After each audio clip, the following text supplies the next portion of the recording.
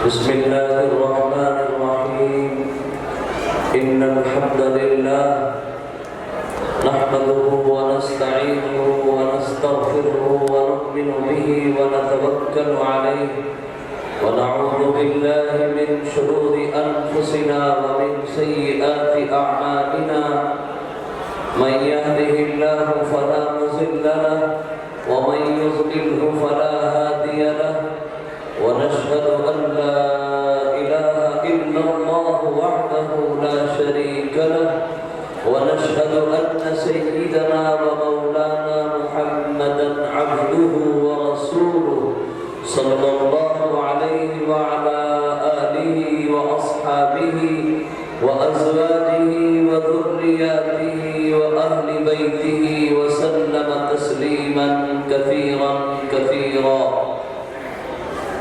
رب اشرح لي صدري ويسر لي أمري واحلل عقدة من لساني يفقهوا قولي. رب اشرح لي صدري ويسر لي أمري واحلل عقدة من لساني يفقهوا قولي. رب اشرح لي صدري ويسر لي أمري واحلل عقدة من لساني يفقهوا قولي. أما بعد قال الله تبارك وتعالى في القرآن العظيم إن هذا القرآن يهدي للتي هي أقوم. قال رسول الله صلى الله عليه وسلم إن الله يرفع بهذا الكتاب أقواما ويضع به آخرين. وقال في موضع آخر كل مولود يولد على الفطرة أبواه يهودانه أو ينصرانه أو يمجسانه أو كما قال عليه الصلاة والسلام. اللهم صل على محمد وعلى آل محمد كما صليت على إبراهيم وعلى آل إبراهيم إنك حميد مجيد. رب صل وسلم دائما أبدا على حبيبك خير الخلق كلهم. ناز کرتے ہیں ملک ایسی زمین پر اسعد، ناز کرتے ہیں ملک ایسی زمین پر اسعد جس پہ دو چار گھڑی ذکر خدا ہوتا ہے. رسالت کو شرف ہے ذات اقدس کے تعلق سے، رسالت کو شرف ہے ذات اقدس کے تعلق سے. نبوت ناز کرتی ہے کہ ختم الانبیاء تم ہو. تیری خاموشی بھی اذاں، تیری خاموشی بھی اذاں، نیندیں ہیں تیری رت جگے، تیری حیات پاک کا لمحہ پیغمبر لگے. قابل احترام معزز علماء کرام، صدر ذی وقار، بزرگوں، پیارے بھائیوں، عزیز نوجوانوں، پس پردہ بیٹھی ہوئی اسلام کی شہزادیاں، میری مائیں بہنیں، اللہ کا بے پناہ کرم اور اس کا احسان ہے. اس رب کائنات نے، اس پروردگار عالم نے قرآن اور سنت کی محبت میں، اس مدرسے کی محبت میں ہم سب کو جمع ہونے کا موقع عنایت فرمایا ہے. اللہ کی اس عطا اور اس احسان پر ہم اپنے خالق اور مالک کا جتنا بھی شکر ادا کریں وہ کم ہے. اللہ ہمیں اپنے نیک بندوں میں شامل فرما لے. میرے بھائیوں، اس سے پہلے انتہائی معقد عالم دین، جوان سال عالم دین حضرت مولانا مفتی املاک صاحب دامت برکاتہم، جو اسی مادر علمی اور اسی مرکزی ادارے کے طالب علم رہے اور اور اسی بستی کے رہنے والے ہیں۔ الحمدللہ آج وہ دہلی کے علاقے میں دین کی خدمات سر انجام دے رہے ہیں۔ کس قدر جرأت اور ہمت کے ساتھ اور ایک ترتیب کے ساتھ اور بہت سنجیدگی اور وقار کے ساتھ دین کا وہ پیغام، وہ ذمہ داری جو انبیاء کے واسطے سے علماء پر آئی ہے، اس ذمہ داری کو بہترین انداز میں پورا کر رہے تھے۔ حقیقت یہی ہے، آج میڈیا کا دور ہے، پرنٹ میڈیا ہو، الیکٹرونک میڈیا ہو، میڈیا جن لوگوں کے ہاتھوں میں ہے، وہ عالمی میڈیا ہو، اس علاقائی میڈیا ہو، اکثر جو حضرات ہیں میڈیا میں وہ حق اور انصاف کے ساتھ نہیں لکھتے ہیں اور نہ بولتے ہیں۔ لیکن ہمیں یاد رکھنا چاہیے، ہمیں یہ بات دل میں بٹھا لینی چاہیے کہ دشمن کی روز اول سے یہ سازش رہی ہے اسلام کی خوبصورت تصویر کو، اسلام کی خوبصورت شکل کو مسخ کر دیا جائے۔ قرآن کریم میں اللہ تبارک و تعالیٰ نے بڑی صراحت اور وضاحت کے ساتھ فرمایا ہے، یعرفونہ کما یعرفون ابناءہم، اے میرے محبوب یہ یہود بے محمود آپ کو اس طرح جانتے ہیں جس طرح ایک انسان اپنے بیٹوں کو پہچانتا ہے۔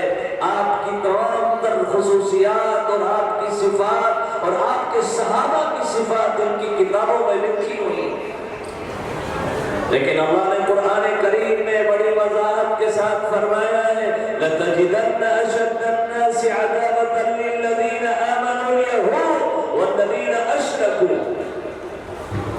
دوسرے مقام پر اللہ فرماتے ہیں، وَلَن تَرْضَىٰ عَنكَ الْيَهُودُ وَلَا النَّصَارَىٰ حَتَّىٰ تَتَّبِعَ مِلَّتَهُمْ۔ میرے محبوب یہ آپ کے کبھی خیر خواہ نہیں ہو سکتے، ان کے خمیر میں یہ بات شامل ہے کہ آپ سے دشمنی کریں گے، یہاں تک کہ ہاں آپ انہی کی ملت اور انہی کے مذہب کو اختیار کر لیں گے، تب تو یہ آپ کے خیر خواہ ہو سکتے ہیں۔ عرض کرنے کا مقصد یہ ہے، اس میں کوئی دو رائے نہیں، اس میں کوئی میرے بھائیوں شبے کی اور شک کی ضرورت نہیں۔ سازشیں ہو رہی ہیں، بند کمروں میں بیٹھ کر سازشیں کی جا رہی ہیں، اور وہ سازشیں وہ کامیاب بھی ہو رہے ہیں۔ کیا یہ وقت نہیں جس کے بارے میں میرے آقا جناب محمد رسول اللہ صلی اللہ علیہ وسلم نے فرمایا تھا کہ فتنے آئیں گے اور وہ فتنے اس قدر خطرناک ہوں گے اور اس کثرت سے ہوں گے کہ جس طرح آسمان سے بارش کے قطرے برستے ہیں، بارش کے قطروں کی طرح فتنے برسیں گے، اور وہ فتنے اتنے خطرناک ہوں گے کہ سیاہ رات سے بھی زیادہ سیاہ ہوں گے۔ وہ فتنے تمہارے گھروں میں داخل ہو جائیں گے، ان فتنوں کا مقابلہ تم کیسے کرو گے؟ تم ان فتنوں کا مقابلہ طاقت کی بنیاد پر نہیں کر سکتے، تم ان فتنوں کا مقابلہ دولت کی بنیاد پر نہیں کر سکتے، تم ان فتنوں کا مقابلہ تعداد کی بنیاد پر نہیں کر سکتے۔ دیکھو ان حالات میں تم اپنے ایمان کو کیسے بچاؤ گے؟ کیا تم نہیں چاہتے کہ ہم اس دنیا میں رہیں، ایمان پر قائم رہیں، ہم اس دنیا سے جائیں تو ہماری زبان پر یہ کلمات ہوں؟ میرے نبی نے فرمایا، من کان آخر کلامہ بلا الہ الا اللہ دخل الجنہ، جس شخص کا آخری کلام، جس شخص کی آخری بات لا الہ الا اللہ ہوگی، وہ جنت میں داخل ہو جائے گا۔ ایسے فتنے کے ماحول میں ہم اپنے ایمان کو اور اس نئی نسل کے ایمان کو کیسے بچائیں گے؟ پیغمبر علیہ الصلوۃ والسلام نے فرمایا تھا، ترکت فیکم امرین لن تضلوا ما تمسکتم بہما کتاب اللہ و سنتی۔ اے میرے غلاموں، اے میری امت کے لوگوں، ایسے فتنوں کے ماحول میں تمہاری ذمہ داری ہے کہ کتاب و سنت کو، اللہ کی کتاب کو اور میرے طریقوں کو مضبوطی سے تھامے رکھنا۔ اس سے پہلے بھی بڑے بڑے فتنے آئے ہیں، لیکن آج کا فتنہ اور آج کا طوفان اور آج کا سیلاب ان فتنوں سے بہت زیادہ بڑا ہوا ہے۔ یہ فتنہ کم ہے، یہ موبائل، اس سے بڑا اور فتنہ کیا ہو سکتا ہے؟ حضرت مولانا تقی عثمانی، حضرت شیخ الاسلام حضرت مولانا مفتی تقی عثمانی دامت برکاتہم فرماتے ہیں کہ یہ موبائل نہیں، یہ میزائل ہے۔ میزائل نے جس طرح گھروں کو تباہ کر دیتا ہے، میزائل جس طرح علاقوں کو مسمار کر دیتا ہے، اس سے بھی زیادہ خطرناک ہے۔ اس موبائل نے ہماری نسلوں کو تباہ کر دیا، اس موبائل نے ہمارے گھروں کے سکون کو غارت کر دیا، بڑوں کے احترام کو ختم کر دیا، ماں و بہنوں کی زندگیوں سے حیا اور پاک دامنی کو ختم کر دیا۔ کیا ہم نہیں دیکھتے رات کے 12 بج جاتے ہیں، رات کے 2 اور 1 بج جاتا ہے، ہمارے جوان اس موبائل کی اسکرین پر اس پروگرام دیکھ رہے ہیں، گیم کھیل رہے ہیں، چیٹنگ بازی ہو رہی ہے، اور اسی طریقے پر نہ جانے وہ کیا کیا کر رہے ہیں۔ باپ کی ہمت نہیں ہے کہ وہ باپ اپنے جوان بیٹے کو ڈانٹ دے، اس سے کہے اے میرے وقت جگر، اے میرے جوان بیٹے تم یہ کیا کر رہے ہو؟ وہی وقت آ گیا ہے پیغمبر علیہ السلام نے جو فرمایا تھا، وَأَطَاعَ الرَّجُلُ زَوْجَتَهُ وَعَقَّ أُمَّهُ وَبَرَّ صَدِيقَهُ وَجَفَا أَبَاهُ۔ میرے نبی نے کہا تھا میری امت میں ایسے بدقسمت نوجوان پیدا ہوں گے، ایسے بدقسمت نوجوان آئیں گے میری امت میں، آپ کے یہاں ایسے نہیں ہوں گے، اس لیے کہ آپ کے یہاں یہ مرکزی ادارہ ہے، اور یہاں کے ذمہ داران اور یہاں کا عملہ اور یہاں کے منتظمین انتہائی محنت اور کوشش کر رہے ہیں کہ ہمارا علاقہ، ہمارا یہ گاؤں، یہاں سے ایک میسج جائے، یہاں سے ایک پیغام جائے، یہاں سے ایک میرے بھائی اور نظام جائے علاقے میں۔ اس لیے میں سمجھتا ہوں کہ شاید یہاں کے جوانوں میں وہ شعور ہوگا، ان کے اندر ماں باپ کا احترام ہوگا، ان کے اندر ماں باپ کی عزت اور عظمت ہوگی، لیکن آج ایسے جوانوں کی کثرت ہے۔ میرے نبی نے فرمایا تھا ماں کو دھکے دیے جائیں گے اور بیوی کے ناز نخرے برداشت کیے جائیں گے، دوستوں کو اچھے اچھے کھانے کھلائے جائیں گے، دوستوں کو بہترین دعوتیں دی جائیں گی، اور باپ بھوکا مر رہا ہے، باپ بیمار ہے، بیٹے کے پاس وقت نہیں ہوگا ان کو دیکھنے کے لیے۔ کیا اس سے انکار کیا جا سکتا ہے؟ ایسے حالات ہیں یا نہیں؟ ایسے حالات ہیں۔ باپ کو اتنا ڈرا دیا گیا ہے، اس کو ہمت نہیں کر پاتا ہے کہ وہ جوان بیٹے کو ڈانٹ سکے، جوان بیٹے کو کچھ کہہ سکے۔ وہ ماں جن کی خدمات میرے نبی نے یہاں تک فرمایا ان الجنت تحت اقدام امہاتکم، جنت کے متلاشی انسانوں تم جنت کو کہاں تلاش کر رہے ہو؟ آؤ جنت تمہارے گھر میں اور تمہاری ماں کے قدموں کے نیچے ہے جنت۔ میرا نبی یہ بھی کہہ سکتا تھا کہ جنت تمہاری ماں کے سر کے نیچے ہے، میرا نبی یہ بھی کہہ سکتا تھا کہ جنت تمہاری ماں کے دل کے نیچے ہے، تم اپنی ماں کو سکون پہنچاؤ جنت مل جائے گی۔ لیکن پورے جسم میں جو سب سے کمتر حصہ ہے، سر بھی جسم کا حصہ ہے، ہاتھ بھی جسم کا حصہ ہے، پیر بھی جسم کا حصہ ہے، لیکن جو سر کا مقام ہے وہ پیر کا نہیں ہو سکتا ہے۔ میرے نبی نے سب سے کمتر حصہ جو جسم کا ہوتا ہے اس کے نیچے میرا نبی جنت کو بیان فرمانا۔ کیوں؟ اے ماں تیری خدمات ہی ایسی ہیں، اے ماں تیری عظمتوں کو سلام، موت کے آغوش میں جا کر کے سو جاتی ہے ماں، تب کہیں جا کر کے تھوڑا سا سکون پاتی ہے ماں۔ جب تک ماں کی رگوں میں خون دوڑ رہا ہے، جب تک ماں کی سانسیں چل رہی ہیں، اس ماں کو سکون نہیں ملتا ہے۔ میرے 5 بیٹے ہیں، فلاں بیٹا بیمار ہے، میرا فلاں بیٹے کا کاروبار اچھا نہیں چل رہا ہے، میری بیٹی کی شادی ہو گئی، اس کے شوہر کا سلوک میری بیٹی کے ساتھ اچھا نہیں ہے۔ اسی ادھیڑ دھن میں ماں زندہ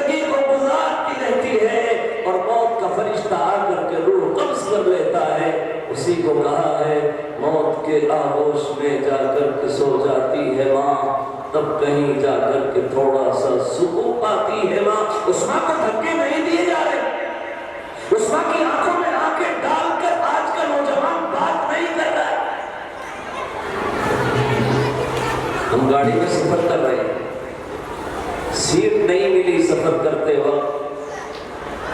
کسی نے ہمیں دیکھ کر, ہمارے چہرے مورے کو دیکھ کر, ہمارے لباس کو دیکھ کر سیٹ دے دی, آپ بیٹھ جائیے. آپ کتنی اس کو دعا دیتے ہیں, اللہ آپ کو جزائے خیر دے, آپ کتنے اچھے انسان. ہم کھڑے ہو کر بھی جا سکتے تھے, 1 گھنٹے کا سفر ہے, 1 گھنٹے کھڑے ہو سکتے تھے, لیکن ہم کھڑے ہو کر نہیں بیٹھ گئے. انہوں نے ہمیں سیٹ دے دی. کتنی دعائیں ان کو دیتے ہیں. اللہ آپ کو جزائے خیر دے, اللہ آپ کو خوش رکھے. ہمیں سوچنا ہوگا, اے میرے نوجوان بھائیوں, وہ ماں جس نے 9 مہینے اپنے پیٹ میں رکھا ہے, کبھی اس چھوٹے منہ سے کہا ماں تیری دعاؤں کی مجھے ضرورت ہے, ماں تیری دعاؤں کے بغیر میرا گزر نہیں ہو سکتا. اس ماں کو دھکے دیے جائیں. اس لیے میرے نوجوان بھائیوں, خاص طور پر میں اپنے جوانوں کو مخاطب کر رہا ہوں. میرے نوجوان بھائیوں, تم اپنے مقام کو پہچانو, اپنی عظمت کو پہچانو, اپنی اہمیت کو پہچانو. تم قوم کے بازو ہو, تم قوم کی کریم ہو. قوم کے بازو, اگر کسی انسان کے بازو کاٹ دیے جائیں, اس کو اپاہج کہتے ہیں, اس کو مجبور کہتے ہیں, اس کو محتاج کہتے ہیں. اگر میری قوم کے جوانوں تم بے راہنمائی کا شکار ہو گئے, اس قوم کو کون سنبھالے گا؟ ماں بہنوں کی عصمتوں اور عزتوں کی کون حفاظت کرے؟ اس لیے ذمہ داروں کو سمجھنا ہوگا کیسے ہونے چاہیے ذمہ دار میری قوم کے, کیسے ہونا چاہیے میرا معاشرہ. پیغمبر علیہ السلام نے فرمایا, من رأى منکم منکرا فلیغیرہ بیدہ فإن لم یستطع فبلسانہ فإن لم یستطع فبقلبہ وليس وراء ذلك حبة خردل من ایمان. میرے نبی نے فرمایا تھا کہ اگر تم مسلمان ہو اور تم اپنے سینے میں ایمان رکھتے ہو اور تم اپنا ایمان اور اپنے ہاتھوں میں قرآن کو اٹھاتے ہو اور قرآن کو پڑھتے ہو, تمہاری ذمہ داری ہے کہ دین کے خلاف کوئی کام ہو رہا ہے, تم اس کو ہاتھ سے روک دو, ہاتھ سے روکو اس کو. ہم یہ نہیں ہونے دیں گے یہاں پر, لیکن ہاتھ کا استعمال نہیں کر سکتے, اتنی طاقت نہیں. یہ ہاتھ کا استعمال کریں گے, فتنے اور بھڑک جائیں گے, لڑائیاں ہو جائیں گی. اگر ہم ہاتھ کا استعمال کریں گے, ڈنڈے کا استعمال کریں گے. میرے نبی حکیم ہیں, میرے نبی نے آگے فرمایا تم ہاتھ کا استعمال نہیں کر سکتے, فَإِن لَمْ يَسْتَطِعْ فَبِلِسَانِهِ, تم زبان سے اس کے خلاف بولو اور یہ کہو, یہاں پر ہم ڈی جے نہیں بجنے دیں گے, یہاں پر ہم سٹے بازی نہیں ہونے دیں گے, یہاں پر تاش کے پتے گرا کر کے تم دل کو بہلا رہے ہو, ہم یہاں پر ایسا نہیں ہونے دیں گے. یہ مسلمانوں کا محلہ ہے, یہاں پر نوجوان نئی نسل رہتی ہے, یہ کیا اثر قبول کریں گے؟ ہماری ذمہ داری ہے کہ ہم ڈی جے کے سامنے لڑکے تھرکتے ہیں, نوجوان تھرکتے ہیں, ان کی غیرت کہاں مر گئی, ان کی غیرت کو بھٹکا لگ گیا.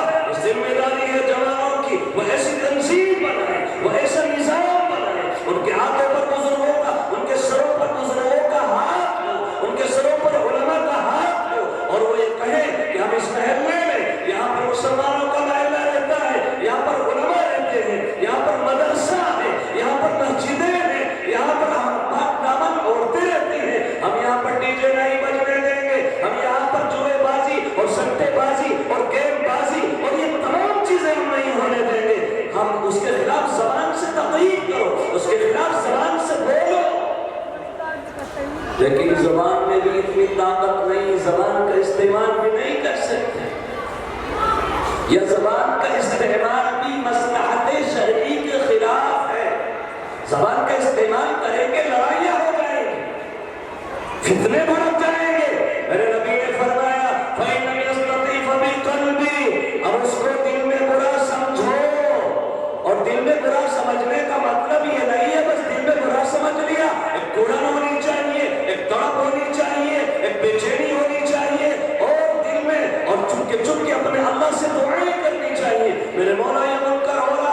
تیرے دین کا مذاق اڑایا جا رہا ہے، تیرے دین کے خلاف ورزیاں ہو رہی ہے، میرے مولا میرے ہاتھ میں وہ طاقت دے دے، میری زبان میں وہ تاثیر پیدا کر دے، اللہ وہ حالات پیدا کر دے، یہ منکر ختم ہو جائے۔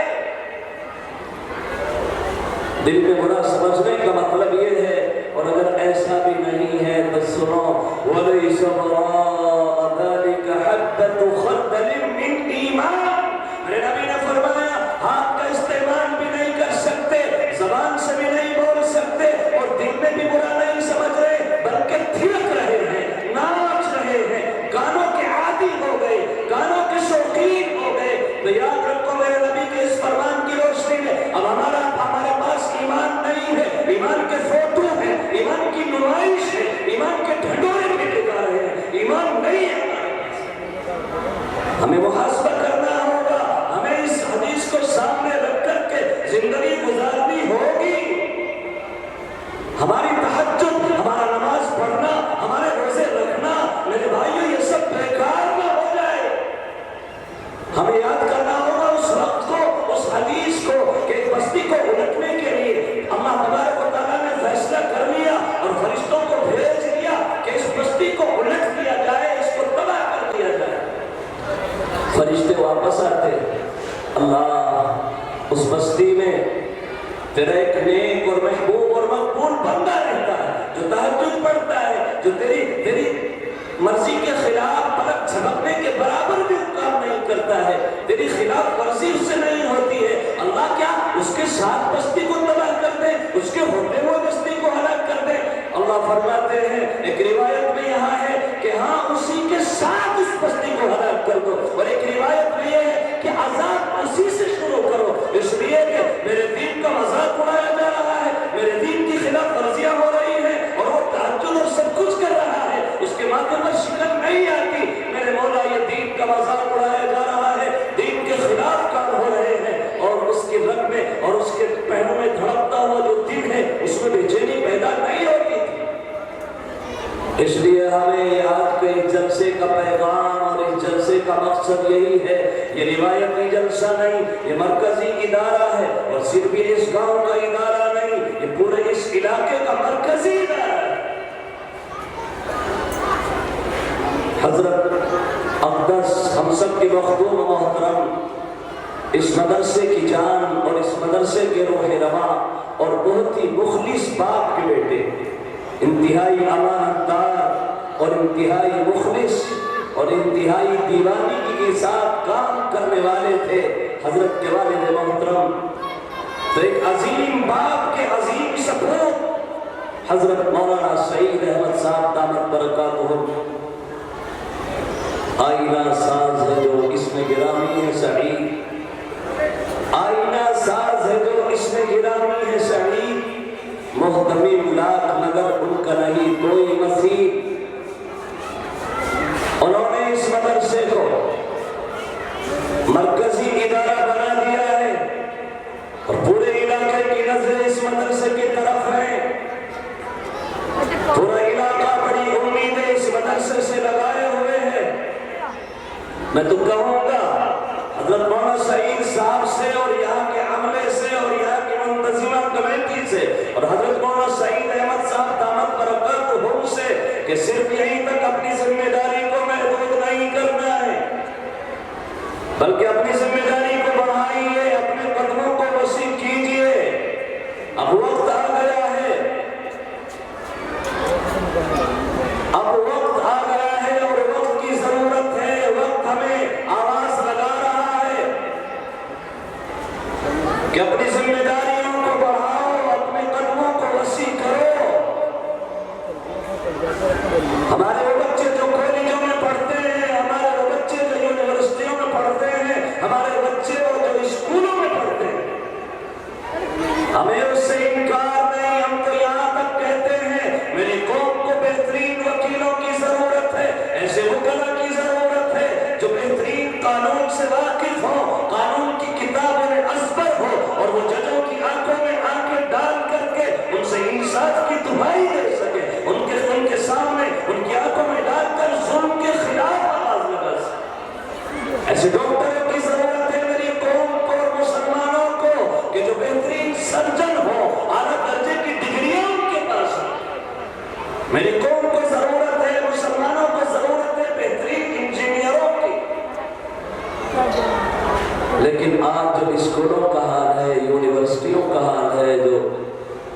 کالجوں کا حال ہے، میں ان کو نہیں کہتا، جہاں پر دوسرے لوگ ہیں میں ان اسکولوں اور ان کالجوں، مجھے معاف کریں، جن کے ذمہ دار مسلمان ہیں وہاں جا کر کے دیکھیں گے کہ جب کوئی تقریب کا موقع ہوتا ہے، وہ 26 جنوری کا موقع ہو یا اور مواقع ہو، وہ سب کچھ وہاں پر کیا جاتا ہے، ڈانس پارٹیاں اور سب کچھ وہاں پر ہوتا ہے۔ اس لیے علماء ہی کو کھڑا ہونا پڑے گا اور سرمایہ داروں کو کھڑا ہونا پڑے گا کہ وہ علماء کی نگرانی میں اور علماء سے کہیں کہ تم ایسے نظام بھی قائم کرو، اسی سے سٹا کر اور اسی عمارت کو بڑھا کر کے ایسا نظام بھی قائم ہو کہ بہترین انگلش کا نظام بھی ہو، بہترین میرے بھائیوں سارا عصری نظام ہو، سب کچھ وہاں پر پڑھایا جائے۔ آج فتنوں کا دور ہے، میری بات ادھر چلی گئی تو میں جوانوں سے کہہ رہا تھا، میرے نوجوان بھائیوں اپنی ذمہ داریوں کو سمجھو، اپنے مقام کو پہچانو، اپنی اہمیت کو پہچانو، اپنی عظمت کو پہچانو۔ اگر ہم بے راہی کا شکار ہو گئے تو اس قوم کو کون سنبھالے گا؟ اور تمہاری ذمہ داری جو ابھی میں نے بتائی کہ اپنے بڑوں کی سرپرستی میں اور علماء کی سرپرستی میں اس محلے سے یہ پیغام اور یہ میسج بھیجو کہ یہاں پر الحمدللہ مدرسے کی برکت سے اور علماء کی برکت سے یہاں کے جوان اپنے بڑوں کا احترام کرتے ہیں، اپنے بڑوں کی باتوں کو مانتے ہیں۔ بہرحال یہ مدرسے کا سالانہ جلسہ ہو رہا ہے اور بہت وقت ہو چکا ہے، عصر کی نماز 4:15 بج چکے ہیں، علماء کرام تشریف لا رہے ہیں۔ جلسے کا اہم اور عظیم مقصد جہاں پر یہ ہے کہ ہمارے سامنے کارکردگی آئے بچوں کی اور طلبہ کی، ہم نے جو پورے سال اپنے بچوں کو یہاں کے عملے کے سپرد کیا ہے، ان بچوں نے کیا سیکھا ہے، ان بچوں نے کیا پڑھا ہے۔ اسی طریقے پر جلسے کا مقصد یہ ہے کہ علماء کے پیغام، علماء دین کی باتیں جو بتائیں اس کو سنا جائے۔ اسی طریقے پر مدرسے کے جلسے کا مقصد یہ بھی ہے اور اہم مقصد ہے کہ مدرسے کا تعاون ہو، مدرسے کو نفع پہنچے۔ ایسا منظر اور ایسا نورانی ماحول سال ہر سال نظر نہیں آتا ہے۔ میرے بھائیو یاد رکھو، ہمارے اکابر نے یہ مدرسے دے دیے ہمیں بنا کر کے، ہمارے اکابر نے اپنے خون پسینے کی کمائی سے، اور انہوں نے کتنی محنتیں کر کے اس وقت پیسہ دور دور تک نظر نہیں آتا تھا، انہوں نے اپنے پیٹ کاٹ کاٹ کر کے ان مدرسوں کو وجود بخشا، اور یہ مدرسے ہم کو دیے ہیں۔ ان مدرسوں کی اہمیت کو پہچان لو، 7 سمندر پار بیٹھا ہوا دشمن ان مدرسوں کی اہمیت کو جانتا ہے، ان مدرسوں کی اہمیت کو پہچانتا ہے، اور اس کی آنکھ میں یہ شہدید کی طرح میرے بھائی نظر آتے ہیں، کھٹکتے ہیں، اور وہ ہر دن نئے نئے طریقے اپناتا ہے کہ وہ ان مدرسوں کو کیسے، ان مدرسوں کے پیغام کو، ان مدرسے کے نظام کو کیسے ختم کرے۔ لیکن افسوس اس وقت ہوتا ہے جب میری قوم کے لوگ اور مسلمان ان مدرسوں کے سلسلے میں الٹی سیدھی بکواس کرتے ہیں، الٹی سیدھی باتیں کرتے ہیں۔ ان مدرسوں کی تاریخ بڑی سنہری تاریخ، یہ مدرسے آج جتنی ان مدرسوں کی ضرورت ہے، 50 سال پہلے، 100 سال پہلے نصاب پڑھایا جاتا ہے یونیورسٹیوں میں، جو نصاب پڑھایا جاتا ہے اس کا ہر ورق شرک سے بھرا ہوا ہے، اس کا ہر ورق ابتداء سے بھرا ہوا ہے، اس کا ہر ورق الحاد سے بھرا ہوا ہے۔ ہم کیسے بچائیں گے اپنی نئی نسل کو، ایمان کو، ان کے ایمان کو، ان کے عقائد کی کیسے حفاظت کریں گے؟ ہمارے پاس لے دے کر کے یہی مدرسے ہیں، ان مدرسوں سے جڑ کر کے رہیں گے تو ہمارا ایمان اور ہماری جان سلامت رہے گی۔ یہ مدرسے رہیں گے تو ہم رہیں گے، اور یہ مدرسے اگر نہ رہیں تو ہم بھی باقی نہیں رہیں گے۔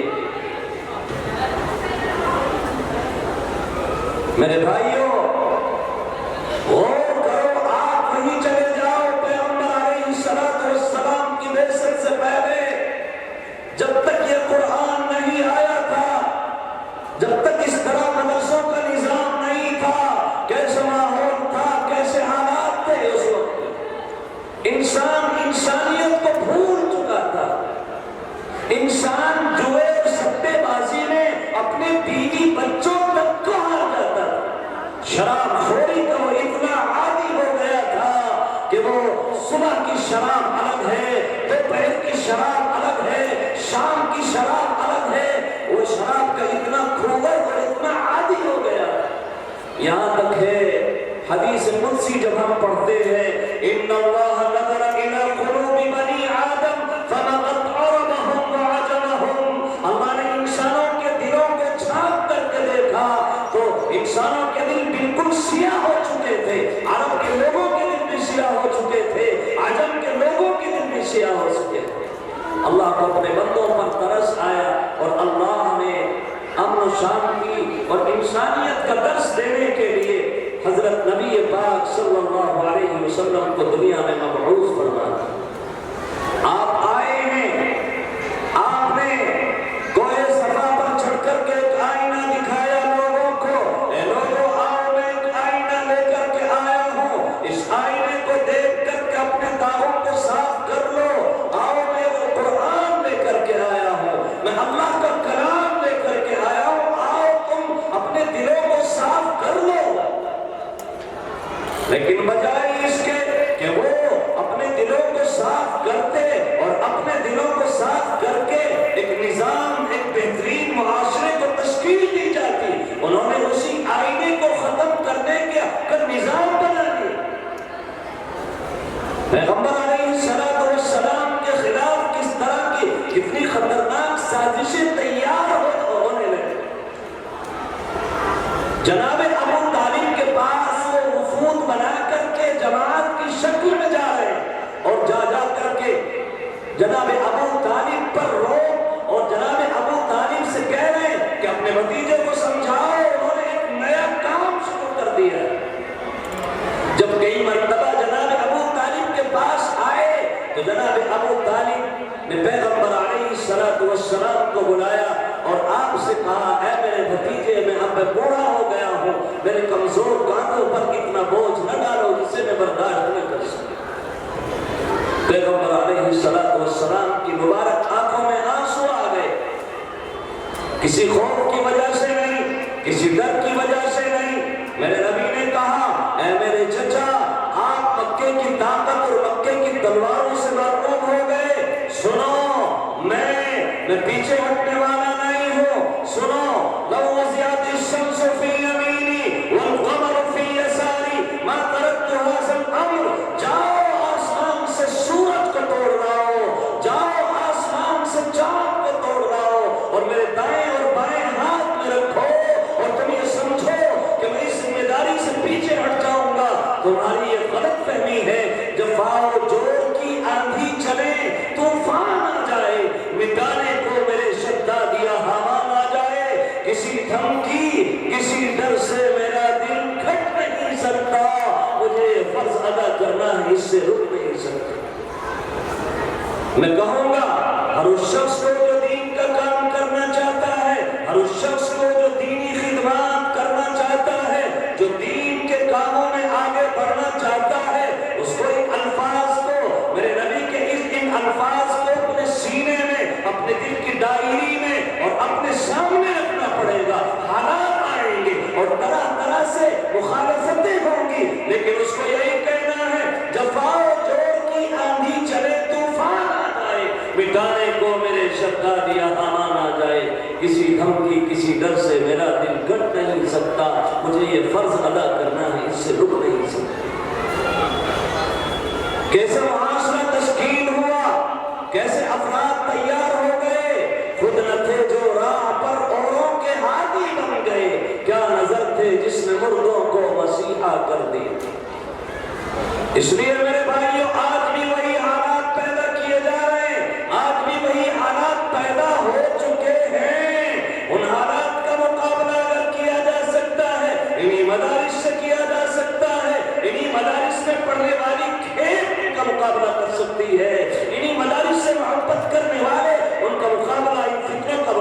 کر سکتے.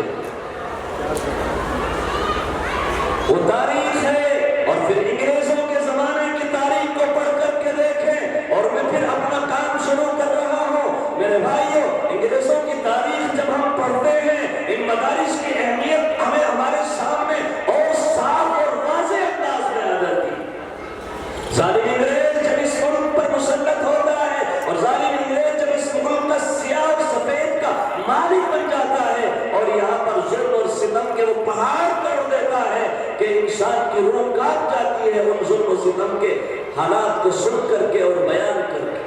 کیسے کیسے ظلم ظالم انگریز نے تو ایک مسلمان کو بلایا جاتا ہے، ایک عالم کو بلایا جاتا ہے، تو کی نام اس کے سامنے کھڑی کی کر رکھی ہے، اور اس کو بلا کر کے اس کو سمجھایا جاتا ہے. لیکن وہ جب نہیں مانتا تو اس کو توپ کی نام سے باندھ دیا جاتا ہے، توپ جلا دی جاتی ہے، چتھڑے چتھڑے انسان نکل جاتا ہے، اور وہ ہنستے ہیں اور کہتے ہیں، لگاتے ہیں، اور سگریٹ پی کر کے ایک دوسرے پر گر جاتے ہیں ہنستے ہنستے ہوئے. ان کی حالت ہوتی ہے. ایسا روح فرسا منظر اس ملک میں، اس سرزمین پر انگریزوں نے ایسے حالات برپا کیے ہیں انگریزوں نے. لیکن وہ مجبور ہو گئے تھے، بند کمرے میں بیٹھے اور آپس میں مشورہ کیا کہ ان مسلمانوں کو ہم نے لوٹ لیا، ان مسلمانوں کو ہم نے جلا دیا، ان مسلمانوں کو ہم نے سولیوں پر لٹکا دیا، توپوں سے ان کو ختم کر دیا. لیکن یہ مسلمان کس مٹی کا بنا ہوا ہے، اپنے ملک سے غداری نہیں کرنے کے لیے تیار نہیں ہے، اپنے دین اور ایمان کو چھوڑنے کے لیے تیار نہیں. کیا کریں؟